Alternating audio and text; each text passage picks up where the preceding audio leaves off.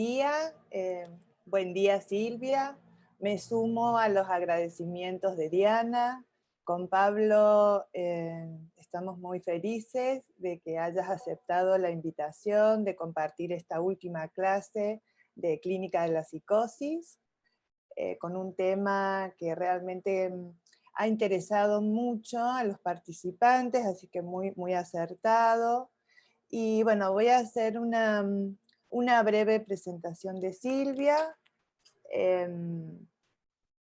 Silvia es psicoanalista, es analista miembro de LEOL, de la Escuela de la Orientación Lacaniana y de la MP, y también es miembro de la Escuela de la Causa Freudiana de París. Desde el 2018 es miembro del Consejo de la Asociación Mundial de Psicoanálisis. En la actualidad, Silvia es profesora a cargo de la Cátedra Clínica de Autismo y de la Psicosis en la Infancia en la Facultad de Psicología de la UBA, docente del ICDEVA y docente de la maestría de la UNSAM. Bueno, en cuanto a su actividad editorial, Silvia dirige la colección Diva y se ocupa del establecimiento de los cursos de Jacques-Alain Miller, publicados en la editorial Paidós. Bueno, sus publicaciones es muy vasta, los libros de Silvia. Para citar, entre los últimos está Perversión, del 2018, también ha escrito acerca de clínica del autismo y de la psicosis en la infancia, de la sexualidad femenina, el goce como tal, A quién mata el asesino. Bueno, los estudios sobre el autismo tienen como un importante recorrido. Bueno, invito a los que no lo han hecho, que se acerquen a la lectura y a los escritos tan precisos y enseñantes de Silvia. Silvia, te doy la palabra y te agradezco nuevamente compartir con nosotros la clase. Bueno, muchas gracias a todos por la invitación. Antes que nada a Diana Palma, a Eliana Campos, Pablo Requene, mis felicitaciones por la designación también de presidente de la SEP. Hay que saber que, bueno, esta invitación fue a último momento. Me llamó hace un mes diciendo, ¿podés venir?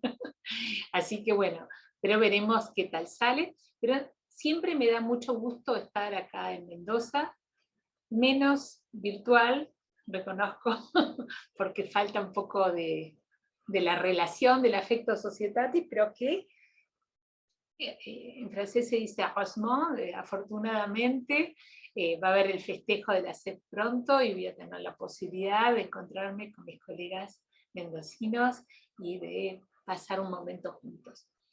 Bien, dicho esto, entiendo que ustedes el tema de la psicosis ordinaria la deben haber trabajado durante el año, y es volver sobre un tema que ustedes probablemente ya conocen, pero tal vez retomarlo en una secuencia tal como a mí se me ordena, ¿no? Que probablemente ya lo conozcan, pero será volver a hablar sobre un tema que no deja de ser un tema de actualidad. Sobre todo que acaba de salir un nuevo libro, ¿no? Que es Consideraciones sobre la psicosis ordinaria, yo tengo en francés, Tratar por la psicosis ordinaire, de Jean-Claude Maleval. Es un libro que no tiene desperdicio, que se los aconsejo vivamente. Y por supuesto tenemos el libro de la psicosis ordinaria, que es nuestra referencia clave, Princeps, sobre este tema.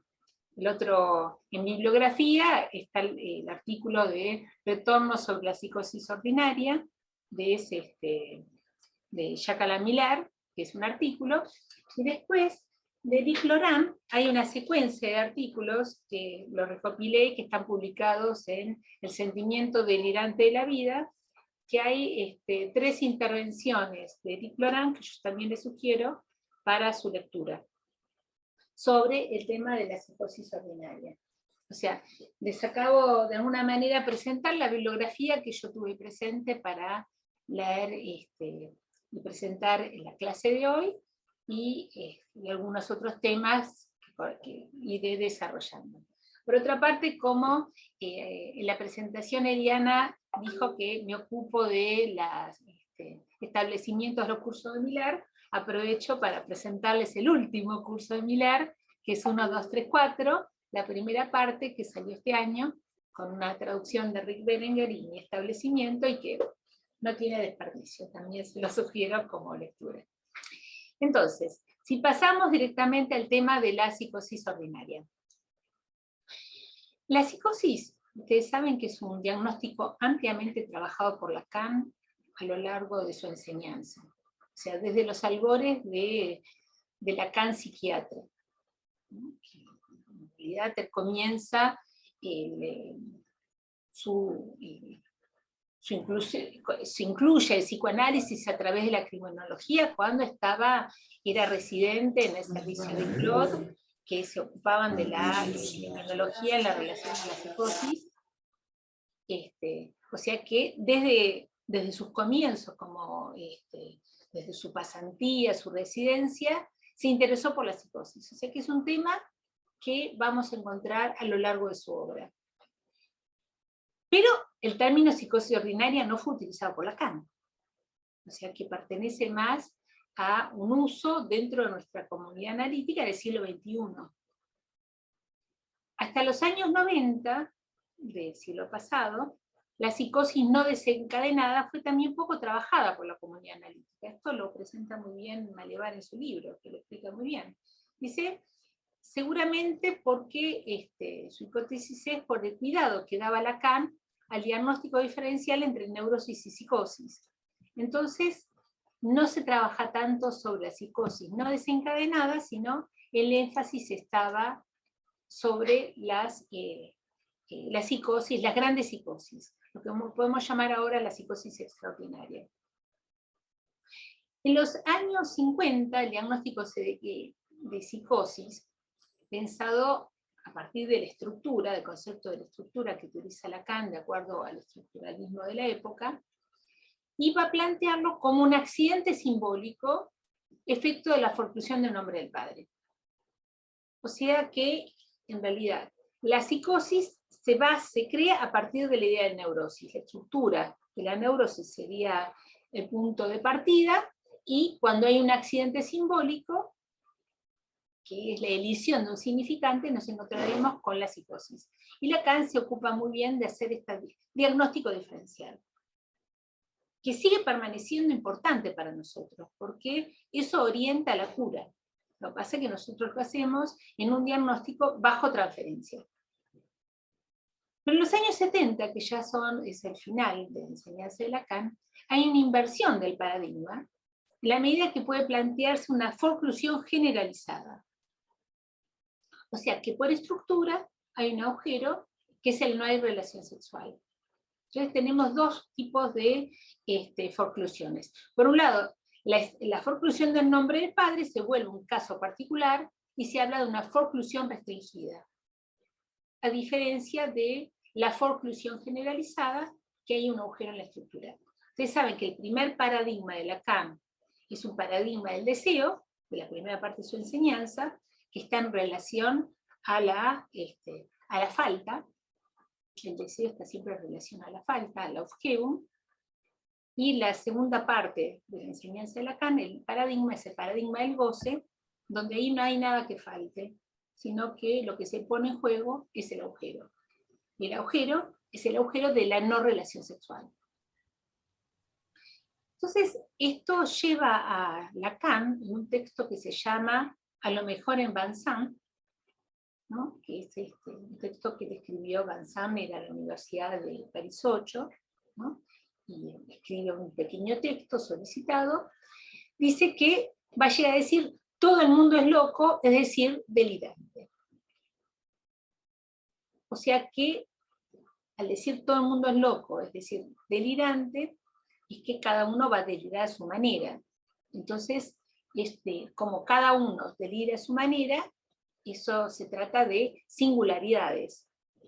Entonces, el Edipo se vuelve un delirio singular, ya no hay ningún privilegio de estar loco en la medida que no se aborda más desde el déficit, Ustedes piensen que ya estamos fuera del paradigma de lo normal y lo patológico de Canguilhem del siglo pasado, sino que se trata ahora de otro paradigma diferente, ¿no? Porque ahí se trataba lo normal y lo patológico, el loco y el normal, el enfermo, o sea que esas categorías ya no se plantean en los mismos términos.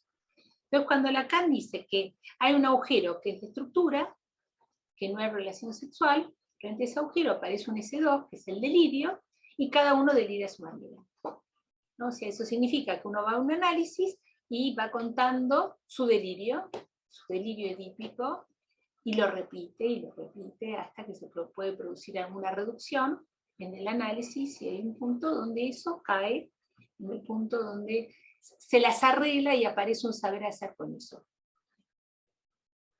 Es tan sencillo, es todo un análisis eso.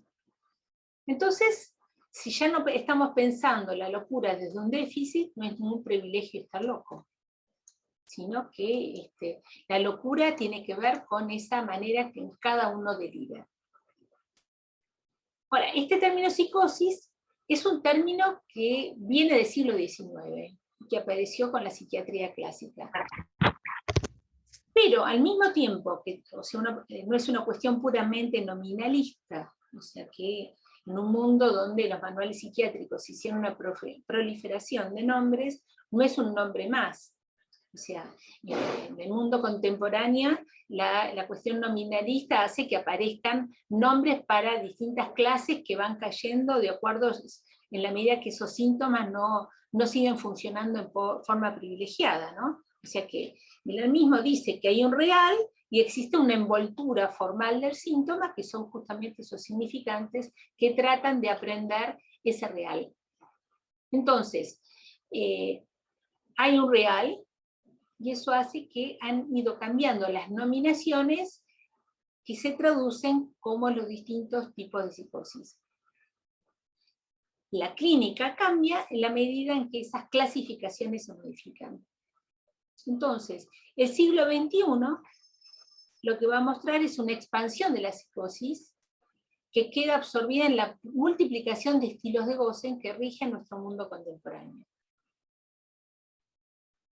Ahora, es un poquito más complicado todavía, porque la noción de psicosis ordinaria en realidad fue creada en 1997, estamos finales del siglo XX, que no tiene una definición rígida, ¿no es cierto? Es más bien un programa de investigación que lleva a una clínica de fenómenos discretos. O sea que ya no estamos más en la clínica discontinuista de neurosis y psicosis, sino pequeños signos por el cual uno puede hacer un diagnóstico diferencial, y a medida que se presta atención de esos pequeños signos, es lo que vemos que hay cada vez más una proliferación del diagnóstico de psicosis ordinaria. Pero yo estaba escuchando el otro día en la jornada de la ESEF, que se llamaba la norma mal, hay un interjuego homofónico entre normal, la norma macho, y normal, que es normal, entonces era la normal, y entre los casos que se habían presentado, la mayoría de psicosis. O sea que me resultó llamativo de que ¿dónde están los machos de otro tiempo? Donde lo que se presenta después en la clínica son sobre todo psicóticos. Y lo plantean como una particularidad de la clínica de quienes consultan, ¿no? Ya no tanto aquellos identificados con estandartes masculinos, sino las consultas es cuando algo en eso no funciona o tambalea. Entonces, se trata de una clínica de fenómenos discretos y que no presenta un desencadenamiento clínico. Eso es muy importante. O sea que lo que van a presentar es que más bien son sujetos que llevan su existencia sin el apoyo del nombre del padre, pero con un anudamiento que mantiene la estructura, con un santo que ocupa el lugar del nombre del padre, y que se presentan más bien en los bordes, sin tener ese desarrollo florido que presentan las psicosis extraordinarias. Entonces, lo que Miller dice es que pueden ser pequeños trastornos del lenguaje, el sentimiento intrusivo de la mirada o la palabra de los otros, con vagos sentimientos megalomaníacos asociados a una vivencia de vacío, de no hacer nada, como puntos discordantes o un sentimiento de incapacidad.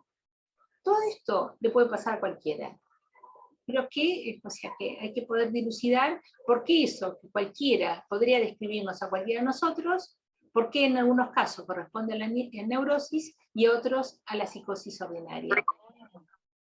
Y hay una frase muy bonita, dicha por Defieu, que dice que son sujetos que se presentan, son sujetos psicóticos, que se presentan vestidos de neuróticos. Por eso yo decía, podría ser la presentación de cualquiera, pero eso amerita una clínica diferencial. Entonces, para Miller no se trata de la creación de una categoría, sino una gran variedad de anudamientos. Porque incluso sin la presencia del nombre del padre se puede producir algún tipo de anudamiento. Entonces son psicosis no desencadenadas, pero con una suplencia a través de esos anudamientos. O sea que es una clínica que ya no está tan centrada en la compensación, sino en la suplencia, que es el término que cobra cada vez más importancia en la última enseñanza de Lacan, las suplencias. Entonces, inmediatamente nos encontramos con el texto Princeps, que es Efecto Retorno sobre la psicosis ordinaria de Miller, que yo después les explicaré la cronología de esta constitución. Dice que antes que nada no es un nuevo concepto, sino una expresión, un significante. O sea que no intentó armar una nueva clase. Indica que hizo una apuesta para el clínico, que no es un saber hacer, en el que se incluyen casos que tienen el aspecto de estar entre neurosis y psicosis. Por ejemplo, histerias con ausencia del cuerpo, con un abandono, con ciertos vacíos. Y se trata de una forma de introducir un tercero excluido en la construcción binaria.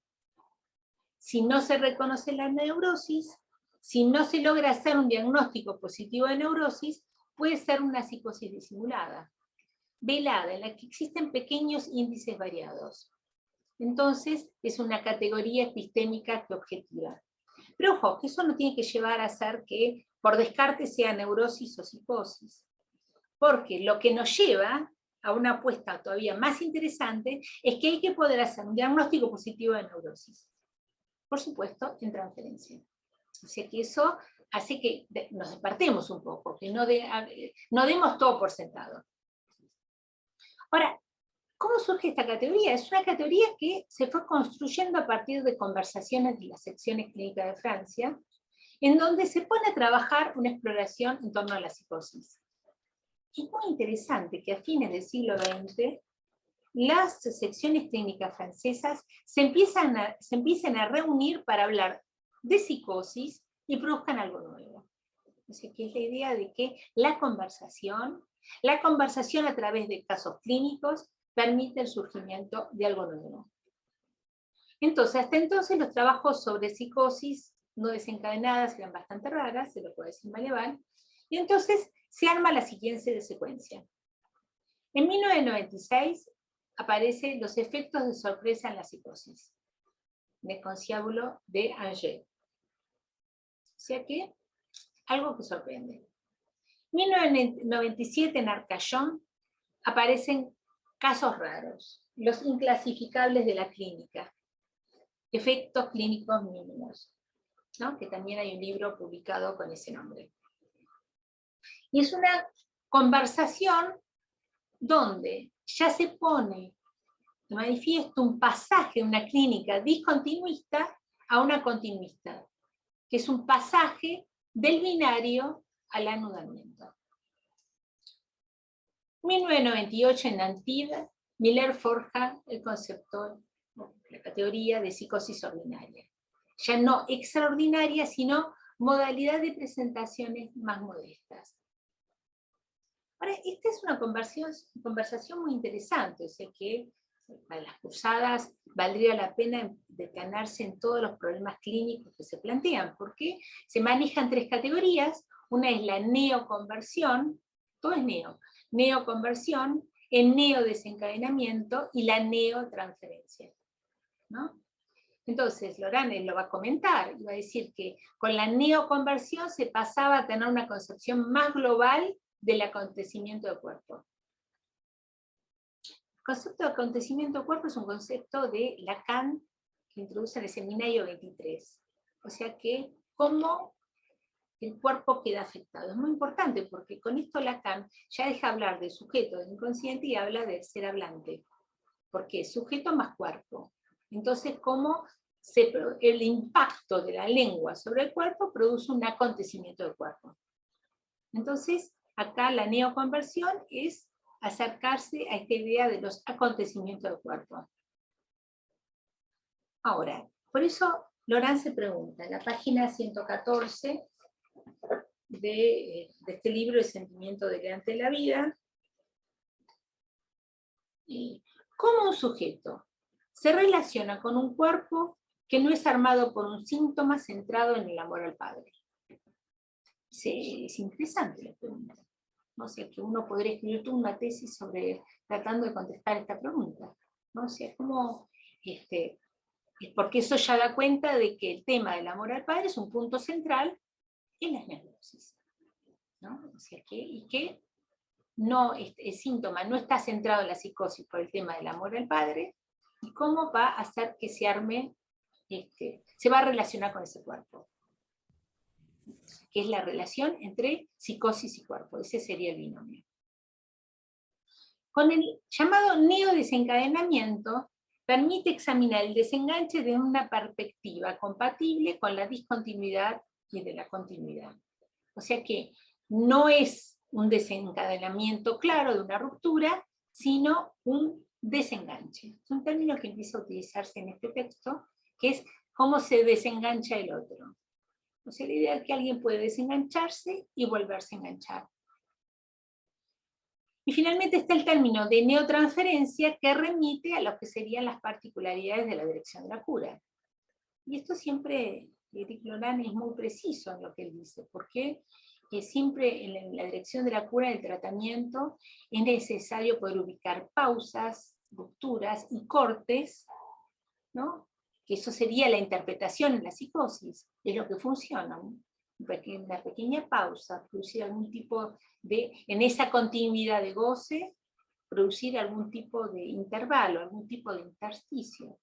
Y eso se hace para poder centrarse en el acontecimiento del cuerpo, ¿sí? Como momento de abrochadura de los tres registros. Y ya no es solamente en el delirio, porque por ahí no son sujetos que necesariamente deliren, pero traen algo que les pasa en los cuerpos. Entonces, en el 2009, o sea, esto es como lo plantean en el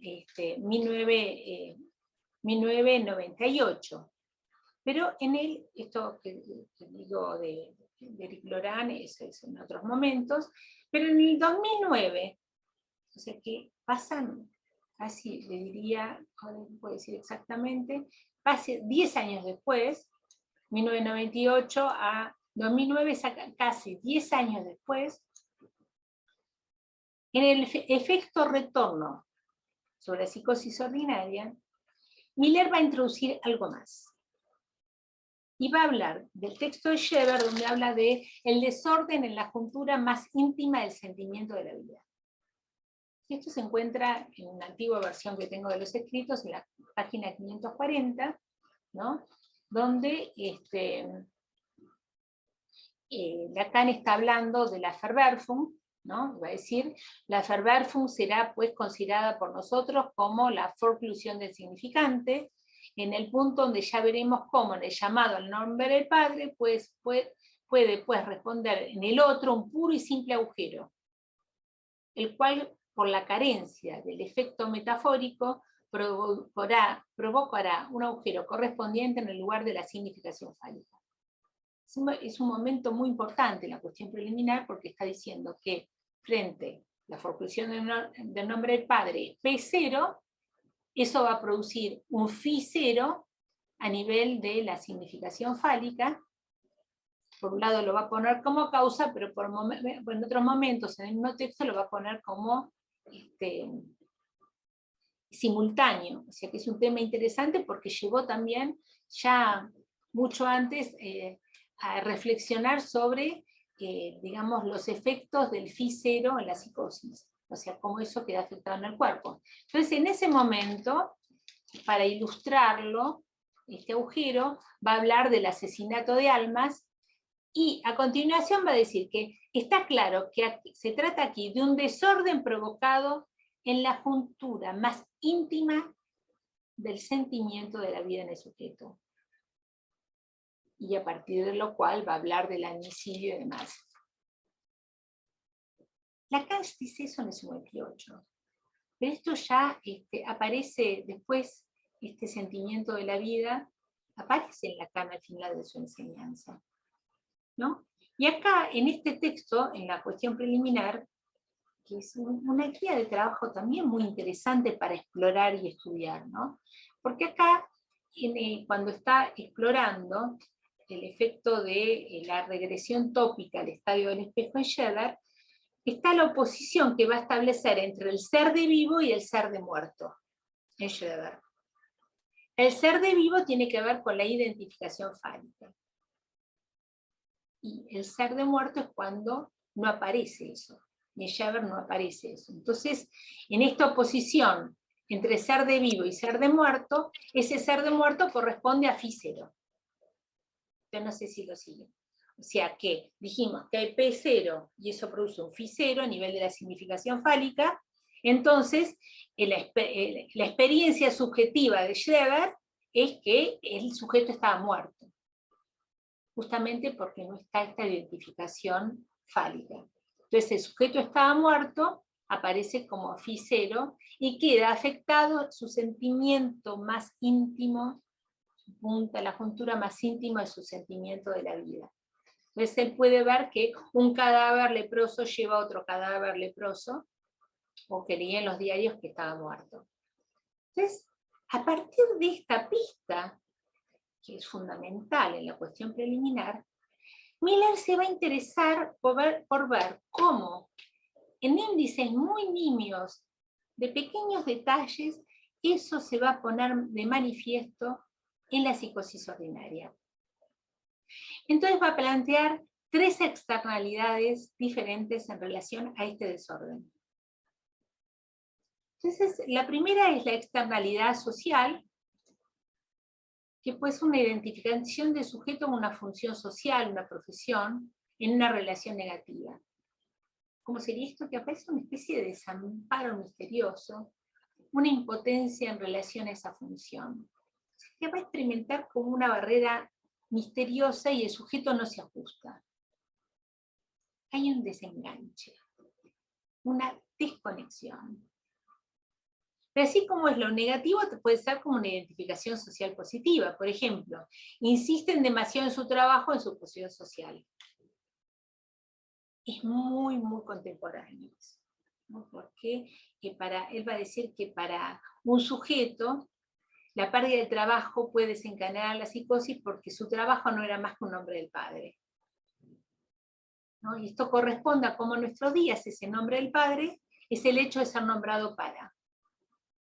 Me cuento en un mundo contemporáneo donde hay crecimiento de la población, donde los jóvenes tienen cada vez más dificultades, o sea, no subempleándose, sino después de hacer una carrera, poder insertarse laboralmente, conseguir un puesto que tenga cierta relevancia puede significar mucho. Muestra cómo esto puede significar para un sujeto funcionar como un nombre de padre, y queda. ¿Por qué tantos sujetos al perder su trabajo se deprimen y crean una situación que no pueden recuperarse nunca más? Grandes depresiones, melancolizaciones. Esto justamente tiene que ver por el lugar subjetivo que ocupa ese trabajo. O sea que nosotros, en el mundo contemporáneo, Byung-Chul Han lo diría, tú puedes más, que empuje a cada vez más, ¿no? Volviéndonos a nosotros esclavos de nuestro trabajo. No es que lo disfrutamos, sino que somos esclavos de lo que hacemos. En el mundo psicoanalítico, gente diciendo no puedo más, tanto trabajo, tengo que dar clases, tengo que atender las jornadas. ¿Quién se lo pide? pero ese sufrimiento, ese padecimiento, siempre es un plus, etc. Hay que ver que para muchos sujetos sin eso no hay nada. Porque para un sujeto sin eso no hay nada. ¿Qué lugar ocupa en su subjetividad? No digo los psicoanalistas, que somos todos tan normales. Digo para los sujetos un trabajo, etc. ¿Por qué? Si eso no está, aparece ese desamparo. Entonces después está lo que se llama la externalidad corporal. Entonces, donde hay un desajuste con el cuerpo, por el cual debe inventarse lazos artificiales para apropiarse del cuerpo. Como por ejemplo el piercing o los tatuajes. Y eso va a decir, es muy interesante esto, porque Miller habla de esto en distintos lados.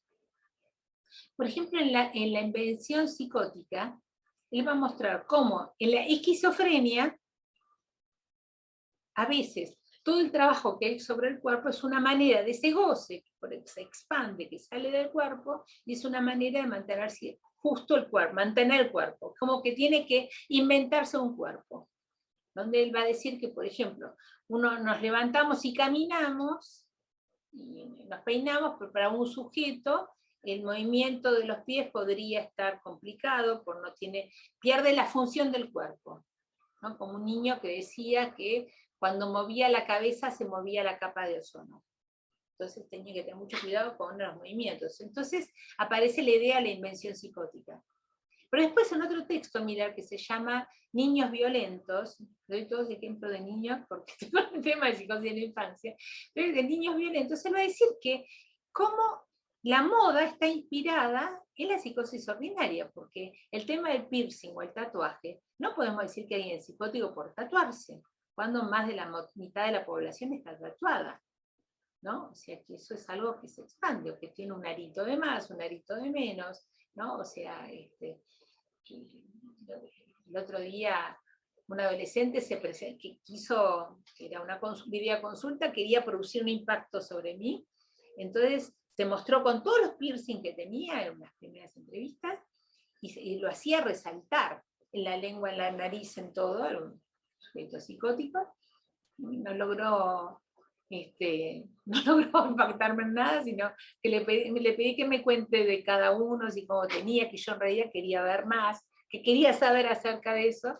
Y entonces en la entrevista siguiente ya se desinteresó, ya se sacó a varios, ya había producido ese efecto, pero que probablemente era lo que le permitía ante una entrevista con alguien que no conocía, es como que eran todos los aparatitos que se añadía al cuerpo para poder sostener su cuerpo frente a la entrevista, sino que el otro no se le resultara tan intrusivo. Y una vez que eso bajó un poco, ¿qué es esto? ¿Y por qué ese tatuaje? ¿Qué significa? Y demás, ya no lo necesito, algo presenté menos inquietante, y eso no tenía que exhibirlo tanto, no tenía que presentarlo tanto. Bueno, la tercera externalidad que presenta es la externalidad subjetiva, ¿no? Que es una experiencia de vacío, de vacuidad, de una naturaleza no dialéctica. O sea que desde ese vacío todos lo experimentamos en algún momento, esa sensación de, sobre todo en los momentos de pérdida de sentido. O sea, hay momentos, incluso ante la muerte, ante la enfermedad, una pérdida, hay una sensación de pérdida de sentido, de vacío. Y eso no hace que seamos psicóticos. Pero el punto que está señalando Miller, y esto es lo importante, es que es de naturaleza no dialéctica, que no puede ser dialectizable. Entonces él dice, más bien es una fijación de la identificación con el objeto pequeño a como desecho. Eso lleva a que a veces se descuiden en puntos extremos, porque no es una identificación simbólica, sino real. Es lo más próximo a lo que uno puede llamar la melancolía. Objetos melancolizados donde quedan puestos como un desecho. Entonces, esta es la presentación, o sea que abre una clínica muy interesante. Entonces, con la creación de este concepto surgen 3 tiempos, ¿no? Primero estaban las sorpresas, después los casos raros, que lleva a los inclasificables, o sea que es mover un poco las clasificaciones muy rígidas, Y luego casos frecuentes presentados como psicosis ordinarias. Es decir, es un concepto que se opone a las psicosis extraordinarias y se vuelven psicosis compensadas, suplementadas, no desencadenadas, incluso sintomatizadas. Miller va a decir que este tipo de psicosis es coherente en la época del otro que no existe. Porque cuando el otro existía, con mayúscula, se producía una cierta distinción de clases. Pero frente al otro que no existe, hay una clínica del más y del menos. Es una continuidad dentro de una curva de Gauss. Una curva de Gauss que es así, donde puede ser más o menos. O sea, los dos polos de neurosis y psicosis se mantienen. Pero hay un más o un menos. Eso lleva a una expresión muy bonita de Ticlorán, en la discusión de psicosis ordinaria, va a decir que es la psicosis en la época de la democracia. O sea, últimamente estamos más habituados a hablar de la democracia de los géneros, ¿no? Con todo el movimiento trans y los movimientos que se ponen en juego en la actualidad. Pero hay que pensarlo también del lado de la psicosis, ¿no? Que la psicosis en la época de la democracia es que ya no nos ocupamos solo de las grandes excepciones, sino que es una época donde cada uno tiene su estilo personal de presentar su goce y de un tratamiento de ese goce, incluso también en la psicosis. O sea que es importante mantener la distinción diagnóstica, pero hay que saber que también se es psicótico cada uno a su manera. Por eso es esta idea de que ese tratamiento del goce no es solamente el goce sexuado, el goce en relación a las posiciones sexuadas, sino también el goce, el retorno del goce. En la psicosis también tiene sus modalidades singulares de presentación y que no funcionan para todos de la misma manera. En otra época se trabajó las suplencias imaginarias, las llamadas identificaciones como sí, de Dolch, los borderlines, ¿no? Está muy de moda una pregunta acerca de las histerias, las locuras histéricas, si eran borderline o no. En cambio ahora se habla de la sobreidentificación normal, porque es una norma loca donde las identificaciones también están desregladas y desregularizadas. O sea que ya en la época del otro que no existe, la norma no funciona para todos por igual. No funciona, no es una ley rígida, sino que hay algo que hay que ir componiendo, que está desregularizado. Por eso también eso lleva a una pregunta acerca de la justicia, ¿no? O sea, si la justicia vale para todos por igual, etcétera, que es lo que se pretende. Hay una, en la presentación que hizo Jacques Alain Miller a mi libro ¿A quién mata al asesino? La hizo en el aula magna de la Facultad de Derecho, una intervención que después se llamó Nada más humano que un crimen. Él termina diciendo que, hablando del problema de la justicia, ¿no? O sea, que diciendo que la justicia es complicada porque se establecen leyes, pero la aplican hombres. Entonces él termina diciendo que para nosotros, mortales, nos queda el derecho y que la justicia quede divina. O sea que esa es una linda manera de decir que, bueno, que estamos en el reino de la posibilidad de operar con el derecho no solamente el derecho a acceder a algo, sino la función del derecho con lo que implica la justicia, y esa aplicación queda siempre humanizada por aquellos que tienen que vérselas con cómo aplicar esas leyes. Entonces, Miller va a decir que este tipo de psicosis es una psicosis de tipo débil, porque la diferencia entre el antes y el después no está tan marcado. De ahí que pueda diferenciar el desencadenamiento psicótico de lo que se llama el desenganche del otro. ¿No? Porque un desencadenamiento uno ve claramente que es antes y después. En un momento escuchó una voz y a partir de eso comenzó algo. Pero Con el desenganche es más sutil, como que se mantiene, hay algún tipo de suplencia que lo mantiene o sostiene, y en un momento eso cae. Entonces, el término desenganche es utilizado por primera vez por Miller en los inclasificables. O sea que va a decir que ya no se trata de un desanudamiento, sino de un desenganche.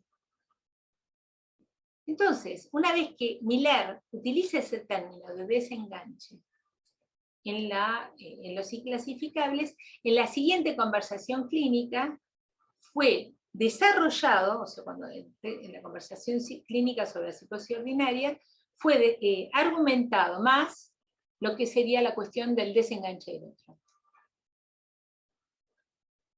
Entonces, al final de la conversación sobre los inclasificables, Miller va a hablar del desenganche del lenguaje. Por eso va a indicar que si bien la primera clínica de Lacan está centrada sobre la forclusión del nombre del padre, con la introducción del tema de los discursos en el seminario 17, Lacan va a dar un pasito más. Y ya no va a hablar solamente de forclusión del nombre del padre, sino que va a hablar, decir que el psicótico queda fuera del discurso. Es un término importante, fuera del discurso de la psicosis, que de alguna manera absorbe lo que es la forclusión del nombre del padre. Que también, supongo, lo habrán trabajado en el transcurso de este año en su cursada sobre psicosis, y que es una cuestión fundamental. Entonces, Laurent va a indicar que el psicótico se desengancha del lenguaje común y lo lleva a hablar su propia lengua privada. Porque está utilizando el término de los filósofos americanos, donde sería la distinción entre el lenguaje público, la lengua pública y la lengua privada. La lengua pública, el lenguaje público, lo que usamos de acuerdo a la gramática, el uso de un idioma, etc. O sea que, si pensamos que el inconsciente está estructurado como un lenguaje, ese inconsciente está estructurado con un lenguaje común, que es el que se utiliza en un idioma determinado. Y lo que sería la lengua privada es la manera en que lo usamos. Lo que pasa es que el psicótico queda hablando solo su lengua privada, que es el Grundsprache, que habla Schreber, por ejemplo, su lengua fundamental, y que ahí se incluyen los neologismos. Los neologismos y cómo algunas expresiones tienen un sentido y no otro, justamente porque no está la posibilidad de la retroacción significante y de la dialéctica que permite dar nuevos sentidos. Eso habla de la literalidad, de una cierta fijeza en el uso del lenguaje. Entonces, frente al binomio de lengua pública y lengua privada, que corresponde a esta discusión filosófica, se añade el uso particular de la lengua común en la lengua privada. O sea, no es que están hablando todo en neologismo, sino usan las mismas expresiones, pero con un sentido pleno, con una significación personal. Eso lo caracteriza a la psicosis. Entonces, el desenganche es más discreto respecto del desencadenamiento, pero al producirse, deja al sujeto sin un lazo con el otro. Deja desconectado del mundo con el tiempo. Es un problema. Porque no es que avanza hacia una psicosis clínica, sino que el sujeto en algún momento tiene que volver a producir algún tipo de enganche para producir un cierto lazo. Si no, quedan fuera del lazo. El fuera de discursos también es lo que hace para el esquizofrénico, para el psicótico, que queda un poco fuera del lazo. Tiene que inventarse algo para armar lazo. Porque ustedes saben que la noción de discurso es lo que arma el lazo social. Si un sujeto está fuera de discurso, queda por fuera del lazo. Entonces tiene que inventarse las maneras de estar en lazo. Entonces cuando mientras hay una suplencia, eso se mantiene, pero si cae, hay algo que trastabilla también a nivel del lazo. Tiene que, el psicótico sin un desencadenamiento produce un desenganche, pero tiene que producir la posibilidad de volverse a enganchar para sostener el mundo. Entonces, En la medida que el nombre del padre, en la neurosis, localiza el goce de la significación fálica, o sea, localiza el goce en la significación fálica. Pero el punto de basta, no el punto del masculino, esto lo va a decir Lacan, Miller, en la página 319, el punto de basta generaliza el nombre del padre, pero es una abreviación. El punto de basta del que se trata es menos un elemento que un sistema, es un anudamiento, un aparato que hilvana, engancha. Entonces se dan cuenta que acá, esto es en los inclasificables, acá Miller está hablando de aquello que engancha y que va a estar anudado al punto de basta, ¿no? Como los sillones que hay como botoncitos, que son los puntos de almohadillado o punto de basta, que de alguna manera producen un enganche. Pero pueden existir, va a decir Miller, distintos instrumentos para hacer que funcionen a modo de suplencias, que son puntuados en la clínica borromiana. Con el desenganche, cuando se produce este desenganche, esta suplencia deja de funcionar, pero sin un desencadenamiento. Entonces el sujeto queda en un momento de vacilación, de vacío, de extravío. O sea, en la neurosis, esto está asegurado por el nombre del padre. Pero, en cambio, en la psicosis, tiene que producirse una invención para que funcione este anudamiento. Es más, Miller dice, a menudo se observan desenganches sucesivos que pueden llegar hasta la rancia, desenganches que incluso pueden resultar enigmáticos. Entonces, tenemos ejemplos en el libro de la psicosis ordinaria. Voy a dar dos pequeños ejemplos. Uno es, se llama Encuentro con el goce enigmático. ¿No? El episodio psicótico se inicia a continuación de una primera relación sexual, que ella describe como la invasión de una sensación extraña en el cuerpo. Así descrito, el orgasmo no es reconocido como tal, sino como un goce enigmático por falta de la significación fálica. O sea, esta chica se encuentra con alguien y de golpe, ¿no? Tiene una sensación rara, pero no puede decir que está gozando, que resulta placentero, sino algo raro le pasa. Como no tiene la significación fálica, no puede darle ninguna sensación. Un hombre, bueno, una mujer, significación fálica por fuera del uso del falo, ¿no? Es una sensación que le resulta extraña. Entonces, en lugar de apropiarse para decir que es placentero o displacentero, o que ama o que odia al partener, eso le resulta raro, ajeno.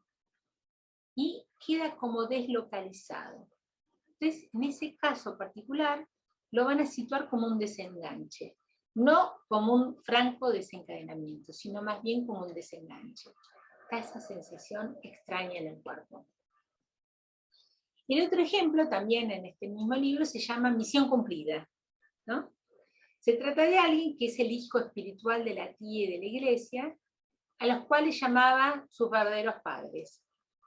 Y responde a un ideal que corresponde a las 3 T. En francés es pureté, honnêteté, fidélité, que es pureza, honestidad y fidelidad, pero que en francés todo resuena con T.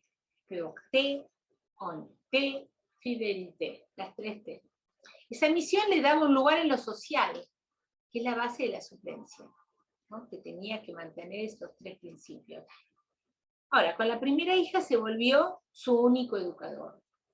Pero el problema es cuando tiene un segundo hijo, y en lugar de un desencadenamiento, van a surgir síntomas en el cuerpo.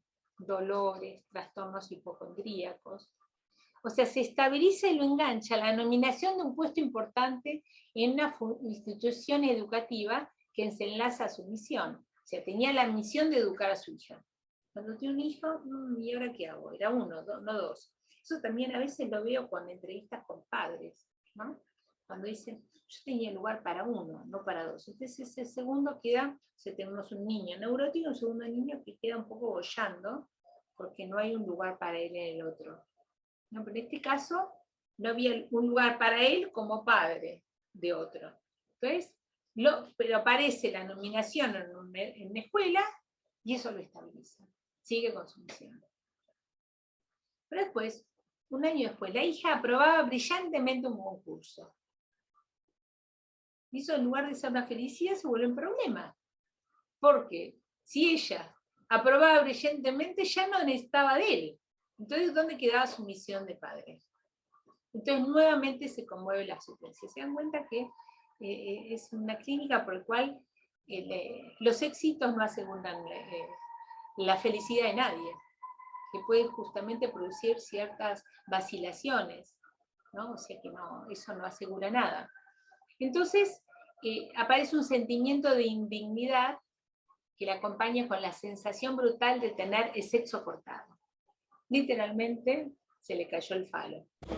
Se estaba restableciendo, pero esta vez por el éxito de su hijo no cumplió su compromiso.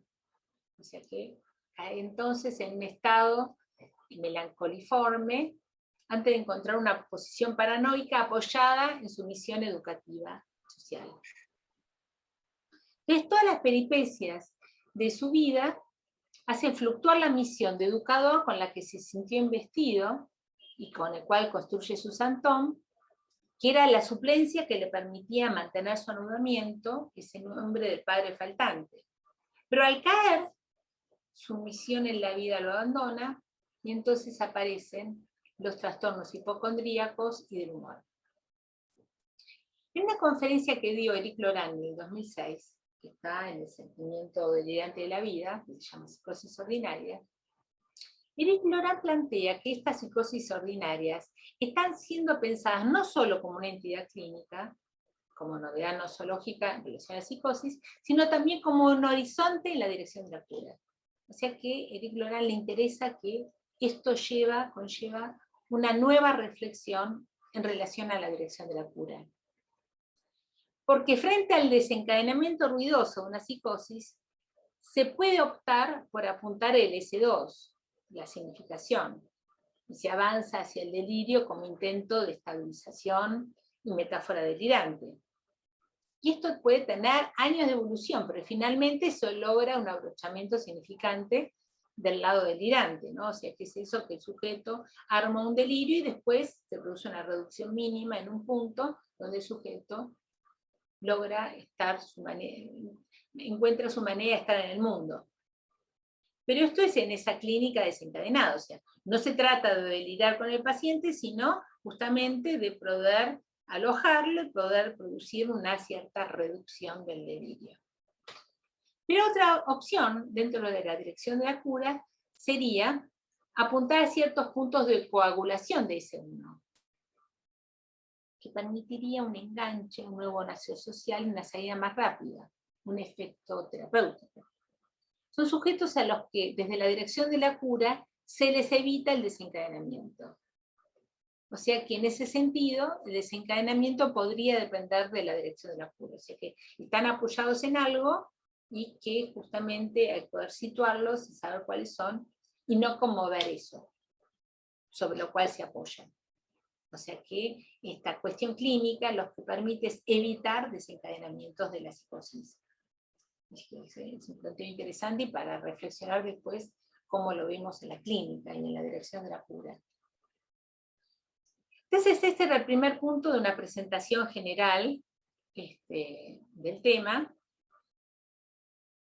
Y ahora pasaría al segundo punto. Pablo, vos me dirás, porque son 11:10.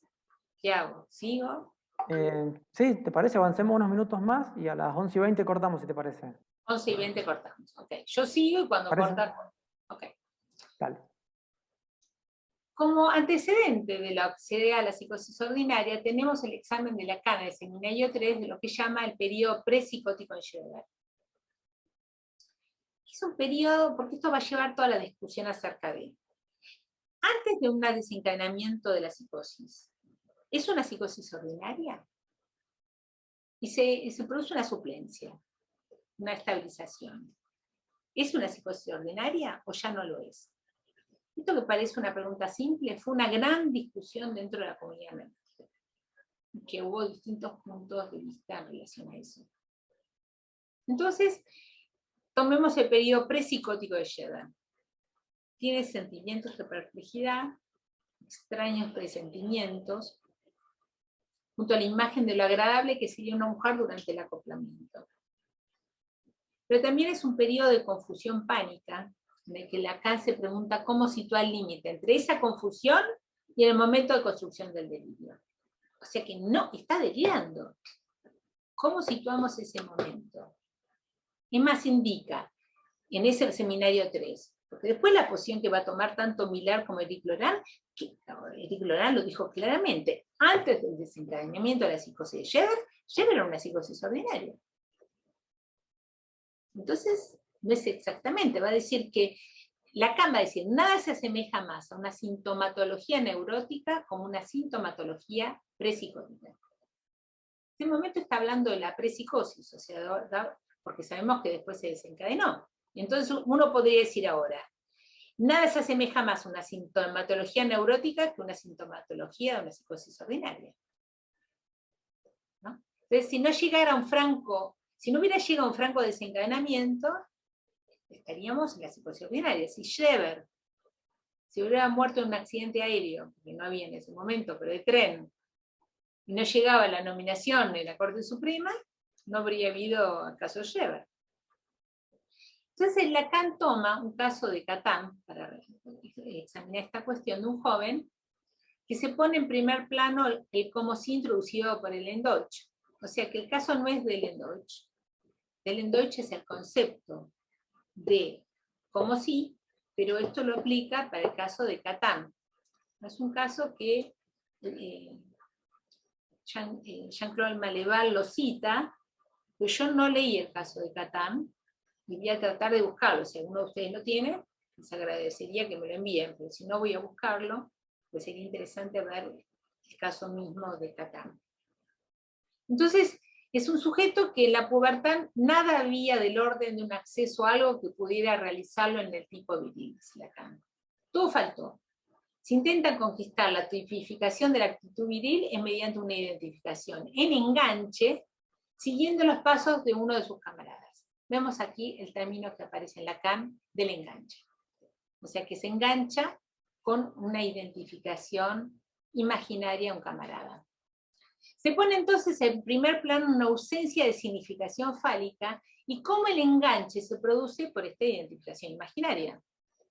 Se identifica a un amigo hasta en la masturbación, en la idea de tener un padre severo. A él no le pasaba nada de todo eso, pero se identifica con el amigo, y hasta se interesa por la más joven a quien logra conquistar. O sea, se parece tanto que le va mejor que al amigo, ¿no? Me hace acordar al cuento de Patricia Highsmith, el misterioso señor Ripley, ¿no? Donde hace tan bien del señor Ripley que al final se hace pasar por él, que al final creen que el otro es el impostor y que él es el verdadero, ¿no? O sea, que es muy interesante. Entonces, Lacan reenvía el Lendoch a la compensación imaginaria del como si en las esquizofrenias, que hablaba el Lendoch, invocaba frente a ella el Edipo ausente. O sea que ya está planteado cómo aparece el Edipo ausente. Pero cuando el delirio estalla, piensa que su padre lo persigue para robarle y matarlo, para castrarlo. O sea que en el momento de desencadenamiento del delirio, se acabó el como si. El delirio, aclara Lacan, se comienza cuando la iniciativa viene del otro. O sea que en el momento que se desencadena la psicosis, ahí siente que hay una iniciativa que viene del otro. Y ya estamos por fuera del como si. Entonces Millar indica en la cuestión preliminar que se piensa, lo que decía al comienzo, que se piensa la psicosis desde la neurosis. Pero el problema es que lo imaginario es movedizo. El orden de lo simbólico, que produce una sustracción, una extracción del goce imaginario. Entonces, el delirio mismo es una forma de ordenar el mundo, puesto que funciona como una suplencia al nombre del padre ausente. O sea que ese Edipo ausente se las arregla con el Edipo, con el delirio. Entonces, en la última enseñanza de Lacan, el orden simbólico es un delirio. Lo que decía, todo el mundo delira. La vida en sí misma no tiene ningún sentido. Producir sentido es delirante. Entonces, es interesante. O sea que no es que uno pierde el sentido de la vida, sino que uno pierde el sentido de la vida que uno le da. porque en sí misma la vida no tiene sentido. Entonces hay momentos de vacilación subjetiva donde uno puede perder el sentido de la vida, sobre todo, insisto, en la confrontación a la muerte, en la enfermedad, y hay un trabajo para hacer. Es por eso que se trata de captar la manera particular, insólita, de dar sentido a las cosas, que siempre el mismo sentido en la repetición de la vida. Y eso para todo sujeto. Entonces, en la cuestión preliminar, Lacan plantea el liegen lassen, como un dejar plantado. Es un término de la lengua fundamental de Schreber, que nombra su experiencia subjetiva en relación a Dios, y da cuenta así de la formación del nombre del Padre. Pero este es un término correlativo al desencadenamiento de la psicosis y la ulterior reconstrucción delirante. Entonces, en el esquema I, que es el estado terminal del delirio schreberiano, Lacan ubica el dejado caer de la mano del creador del lado, no del padre, sino de la madre, del matema M, que es el lugar, que es una sorpresa, porque uno dice, formación de un nombre del padre, va a decir lo del padre, es el momento de predominio del padre, de lo viril sobre lo femenino, y no obstante, cuando tiene que decir, dejado caer de la mano del creador, pone a la madre, en ese extremo, ¿no?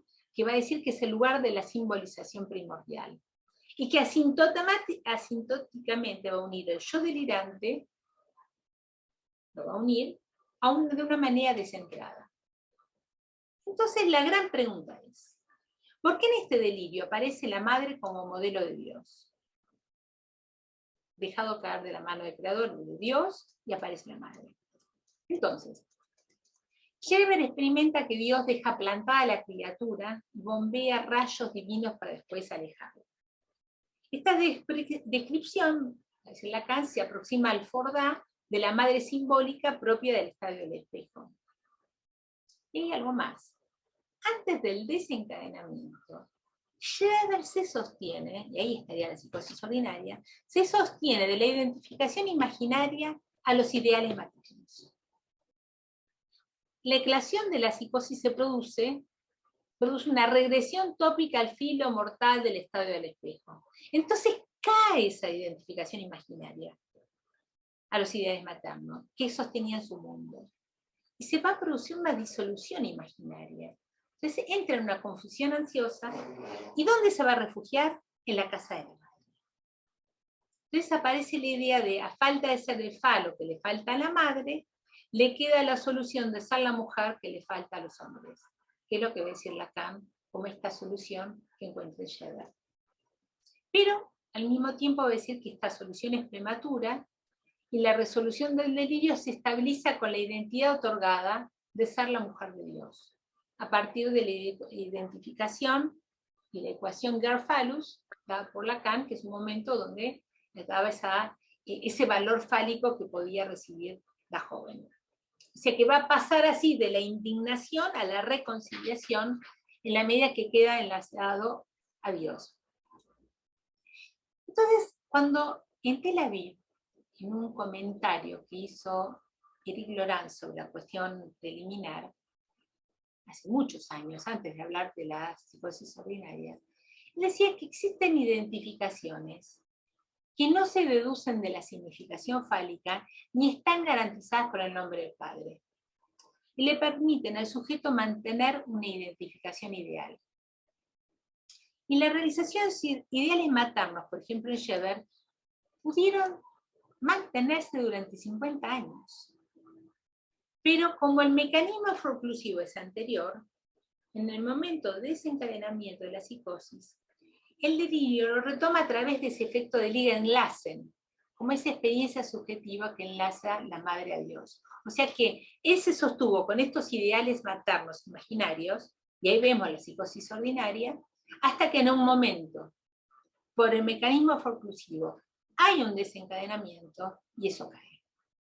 Y a mí me parece muy interesante cómo se puede caer en la psicosis ordinaria. En la psicosis ordinaria, las identificaciones imaginarias también pueden sostener la vida de un sujeto, aun cuando aparezcan puntos discordantes o pequeños signos que permiten el diagnóstico de psicosis bajo transferencia. Entonces el sujeto puede experimentar un sentimiento de vacío, de intrusión, de inferioridad, a cierta vaguedad no dialectizable, como manifestaciones discretas del fenómeno afro-oclusivo. O sea que no es que el fenómeno afro-oclusivo no está, sino que puede tener manifestaciones discretas. Pero no experimentan el dejar plantado a la manera de Scheber una vez que desencadena la psicosis. Son fenómenos afro-oclusivos sin que haya un desencadenamiento.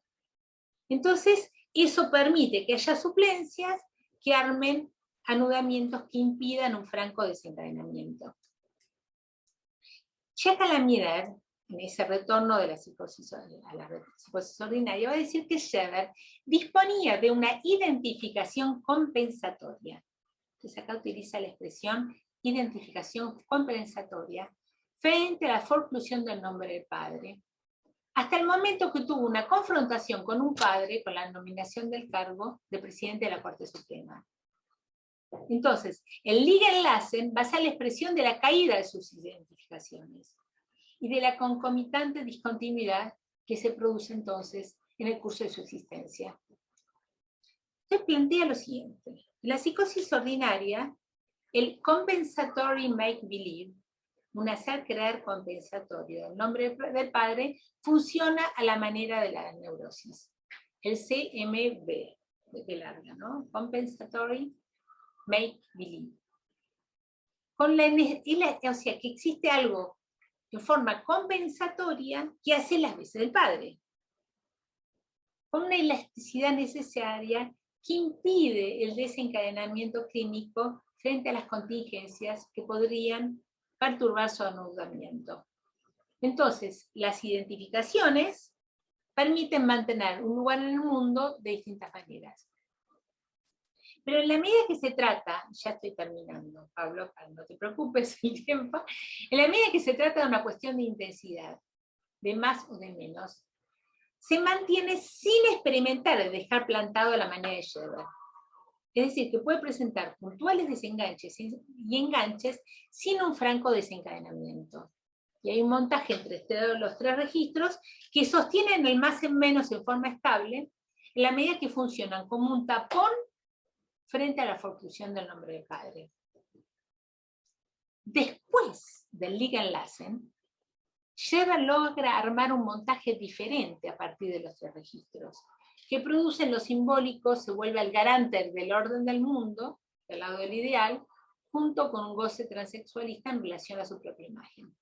O sea que él arma un nuevo orden del mundo de una manera delirante. Ahora, ¿qué hubiera pasado con Scheber si hubiera estado en análisis antes del desencadenamiento de la psicosis? Gran pregunta. ¿Hubiera podido mantener sus identificaciones imaginarias bajo transferencia sin quedar plantado de la mano del creador? Esta pregunta clínica nos interroga en nuestra práctica como analistas. Y por último, Miller, y para concluir, Miller distingue entonces entre la neurosis, en la que el nombre del padre se mantiene en su lugar, la psicosis que posee un agujero en ese lugar, con la diferencia de la paranoia, que se mantiene en la colección social, y en la esquizofrenia no.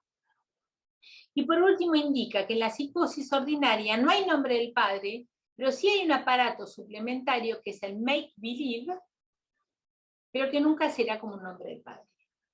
Es por eso que no puede volverse una neurosis. O sea que no hay un pasaje de la psicosis ordinaria a la neurosis, porque hay un make-believe que hace las veces de compensatorio, pero nunca será un nombre del padre. Puede aproximarse al funcionamiento neurótico y poseer cierta elasticidad que impide el desencadenamiento. Y es lo que se llama anudamientos sin nombre del padre. Bueno, hasta acá esta primera parte de la conferencia sobre psicosis ordinaria. Me extendí